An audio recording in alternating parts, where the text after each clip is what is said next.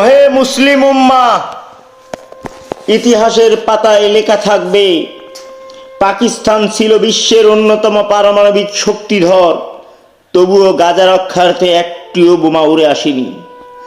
মিশরের বুক চিরে নীল নদ বয়ে গিয়েছে শতাব্দীর পর শতাব্দী, যা প্রাণ জুগিয়েছে আফ্রিকার মরুভূমিকে।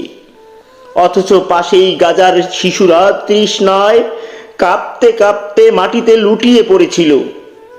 সৌদি আরব আর আমিরাত ছিল তেলের সাগরে ভেসে থাকা বিলাসী সাম্রাজ্য, কিন্তু গাজার অ্যাম্বুলেন্সগুলো পেট্রোল না পেয়ে রাস্তায় দাঁড়িয়েছিল নিঃশব্দে, নিরুপায়। নীরবতা যেন তাদের একমাত্রই আত্মনাদ। সর্বোচ্চ আশা প্রত্যাশা, অসংখ্য চোখ তাকিয়েছিল তুরস্কের দিকে। নেতৃত্বের স্বপ্নে বিভোর উম্মার দাবি করা মুখপাত্র, তবুও গাজার জন্য তারা কিছুই করল না। না রসদ, না সামগ্রী, না সাহায্য, সামরিক সহযোগিতা, না নিরাপত্তা নিশ্চয়তায় কূটনৈতিক আগ্রাসন।